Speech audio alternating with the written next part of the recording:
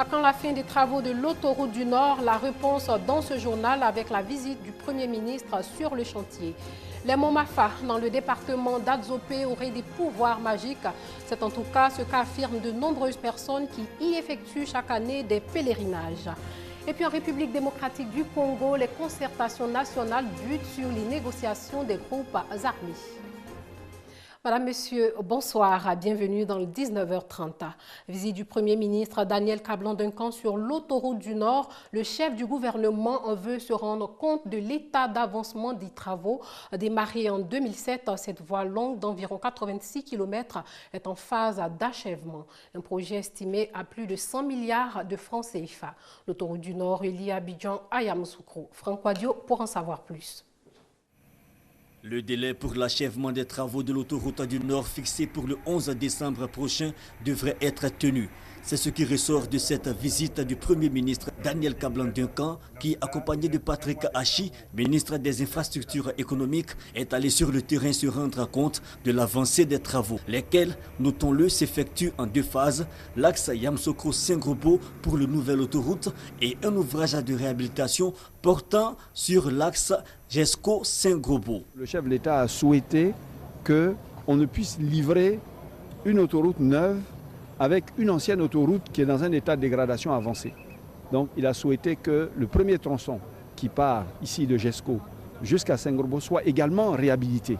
Et je crois que le plus grand défi, c'est là, puisque nous avons pratiquement 2 mois et demi pour réhabiliter 140 km. Une visite qui aura donc permis de faire l'état des lieux pour ce qui concerne les stations à péage d'Atengue et de péage d'Alokwa, ainsi que le constat de l'engorgement des grands axes commerciaux tels Nzianois, d'où l'urgence de la célérité de ces travaux de réhabilitation et de construction de l'autoroute Abidjan-Yamoussoukro.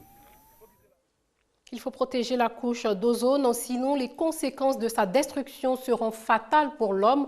C'est le message lancé par le ministre de l'Environnement, de la Salubrité urbaine et du Développement durable.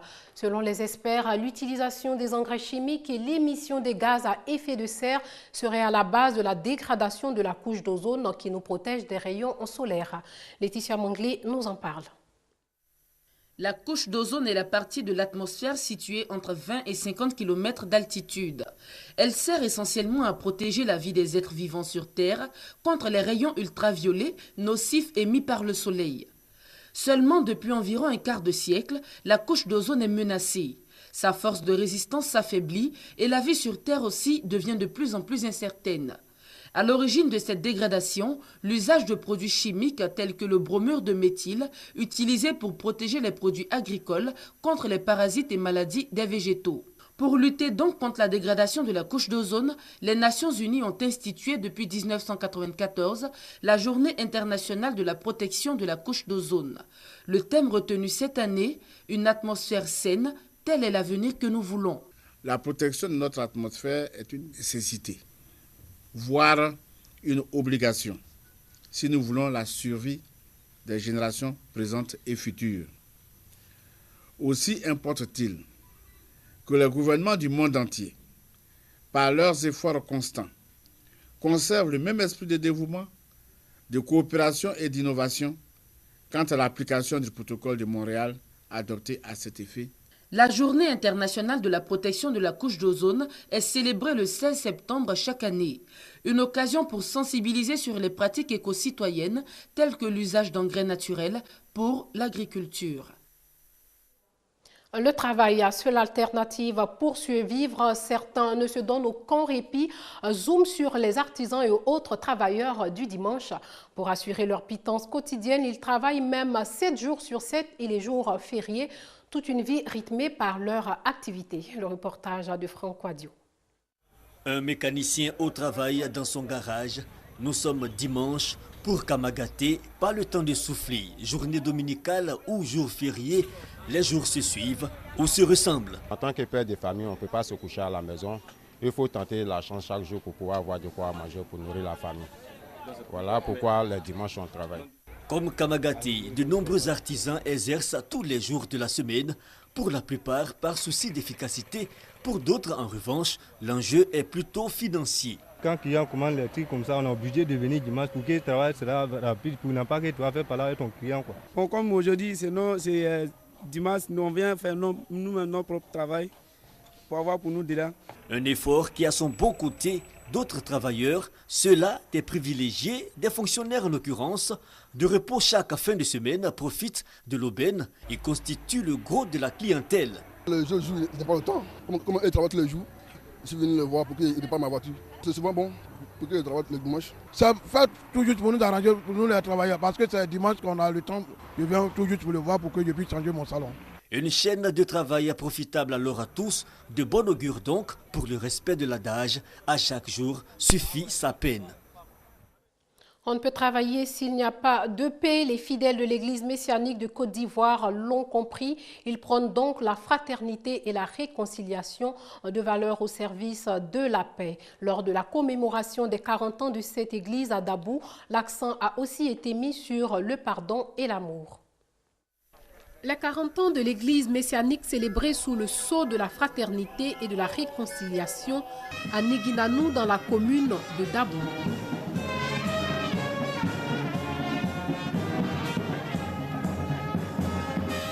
Les fidèles des églises messianiques venus d'Abidjan et de tout le Leboutou ont scellé l'union, la cohésion sociale au sein des populations, source de stabilité et de sécurité.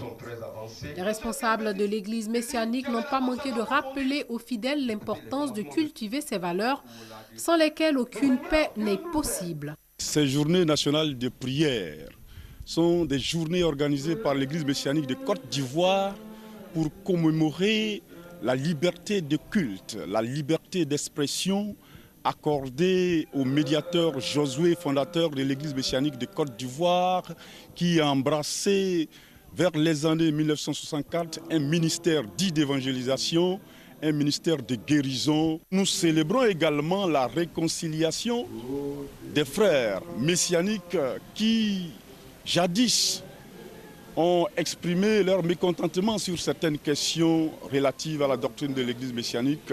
Aujourd'hui, nous sommes retrouvés pour prier ensemble et nous prions le Dieu de Josué qu'il nous accompagne dans cette dynamique de la réconciliation. Louange et adoration aussi au cœur de cette célébration, des prières pour demander la clémence de Dieu afin qu'il rassemble les cœurs.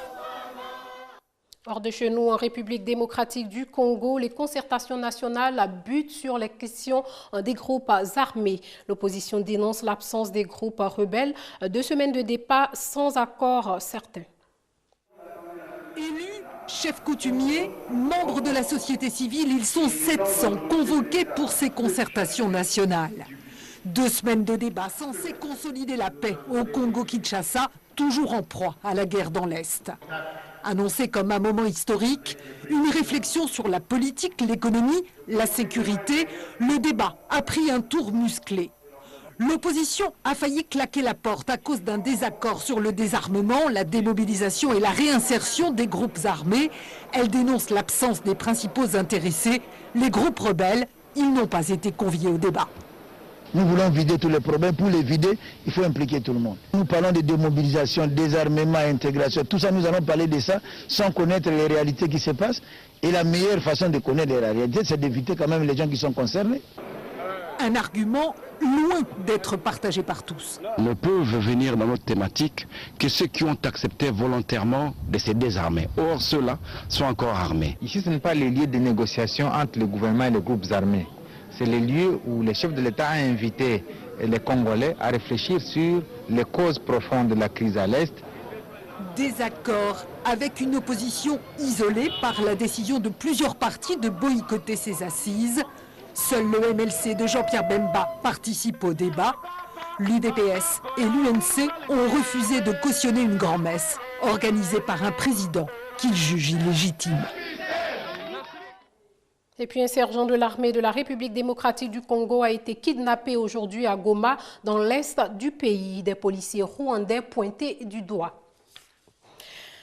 Et puis, les Indiens se lancent à la conquête de Mars. Des scientifiques vont placer un satellite en orbite autour de la planète. Coût du programme, plus de 400 millions de francs CFA. Dernier préparatif à l'agence spatiale Bangalore avant la grande mission, l'exploration de Mars. L'Inde va placer un satellite en orbite autour de la planète rouge. Le décollage est prévu de la côte sud-est fin septembre. Nous avons des instruments scientifiques qui étudient Mars selon 3 perspectives. Il s'agit d'un parfait usage de technologie et de sciences. L'engin construit par l'Inde mettra 9 mois à atteindre Mars. Il se placera en orbite elliptique pour en savoir un peu plus sur cette autre planète. Coût du programme, 80 millions de dollars. Un projet qui a attisé les critiques dans un pays confronté à la pauvreté et à de très grosses pannes d'électricité.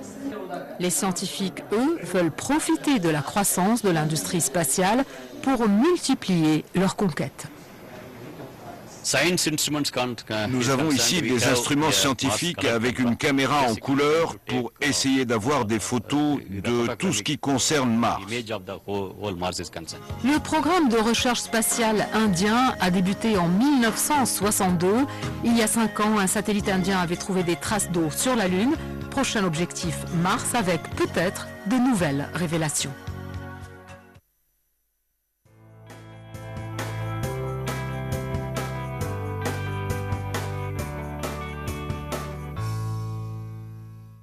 Place au dossier du dimanche, l'adoration des monts Mafa à Bessédi-Briand dans le département d'Adzopé est une réalité. Chaque année, plusieurs personnes convergent vers ces monts qui auraient des pouvoirs magiques. Certains y ont formulé des vœux qui, selon ces pèlerins, se sont réalisés. Cette année encore, ils étaient nombreux à se rendre sur les monts Mafa. Michel Digré revient de Bessédi-Briand. L'adoration des monts Mafa. Des milliers de pèlerins à l'assaut des 2 massifs granitiques situés mystérieusement dans une zone au relief non montagneux à Bessédi-Briand dans le département d'Adzopé. Une montée dans l'allégresse pour certains et la douleur pour d'autres. Elle n'en a jamais fait. Elle est du domaine, elle est venue faire bon. C'est juste un malaise. Et voilà, c'est tout. L'épicentre de cette ébullition, une petite source d'eau intarissable quelles que soient les saisons. Cette eau serait dotée d'un pouvoir magique de protection et de résolution miraculeuse de toutes sortes de préoccupations qui lui sont soumises. Ça, c'est ça qui donne la bénédiction. Ça donne le bonheur, la réussite, tout, la santé. Pour atteindre ces 800 mètres d'altitude et soumettre leurs vœux au dieu des monts Mafa, que d'obstacles franchis par les pèlerins. Le premier, trouver un moyen de transport pour rallier le site situé à 8 km de Bessédi-Briand avec à l'esprit des interdits à respecter. Si vous êtes femme et que vous êtes en période de menstruation, vous n'avez pas droit à l'accès au mont Mafa. Si vous avez un petit objet de protection, nous sommes africains, amulettes, gris-gris, bagues, talismans, vous êtes obligé de les déposer au village avant de partir sur les monts Mafa. À la veille, si vous avez eu une relation sexuelle, le matin, vous prenez votre bain, vous vous purifiez avant d'aller sur les monts Mafa. Ceux qui ne respectent pas les consignes s'exposent à des malédictions. Vous pouvez avoir tout de suite la démence jusqu'à ce qu'on va appeler l'adorateur. Il va venir prier pour vous avant que vous ne vous ressaisissez. À l'entrée du site, le sacrificateur fait la libation pour implorer la protection des mânes. Les pèlerins à tour de rôle sacrifient au rituel du bain au kaolin avec pour chacun un vœu. Ma vie est menacée par un douanier à cause de ma propre forêt. Chaque fois, je n'ai plus rien. Actuellement, je cherche maintenant même à me suicider. Un ami à Kafoussé Kabena m'a dit de venir ici. Peut-être que tu vas aller. Je suis venue pour qu'il exauce mes vœux. De réussir dans la vie, d'avoir mon bac cette année, d'avoir un bon mari pour aider mes parents aussi. Vous pensez que cette eau peut vous donner un bon mari? Oui, parce qu'il a déjà fait au CM2. Il y a eu mon examen au CM2. Et pour le mari? Pour le mari, oui, je sais qu'il peut faire. Des vœux qui, selon des témoignages, se traduisent très souvent en réalité. Moi, je suis venue à l'année 2008, j'ai fait un vœu pour pouvoir rentrer à l'école professionnelle. Oui, le concours a marché. Quand tu n'as pas du travail, ou bien tu n'as pas d'enfant, quand tu viens, tu vois le vieux qui est en train de laver les gens là-bas. Les gens viennent solliciter de l'aide. Et souvent, ça réussit. Il y a beaucoup de gens qui viennent ici.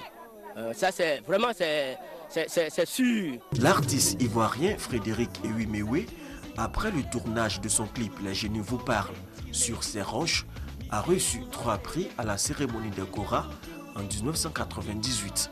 Pouvoir magique des monts Mafa, mythe ou réalité, toujours est-il que la légende continue. La direction du tourisme veut faire du site un pôle touristique en Côte d'Ivoire. Il s'agit d'approcher la communauté villageoise pour libérer un certain nombre de terrains pour la construction d'auberges villageoises, l'aménagement du site, pour ne pas qu'il soit, dans les années à venir, complètement dénaturé. Escalader les monts Mafa, faire un vœu et espérer qu'il se réalise, chaque année, des milliers de pèlerins accomplissent le rituel avec une foi qui pourrait déplacer des montagnes. C'est sur ces images que prend fin ce journal. Merci de l'avoir suivi et portez-vous bien.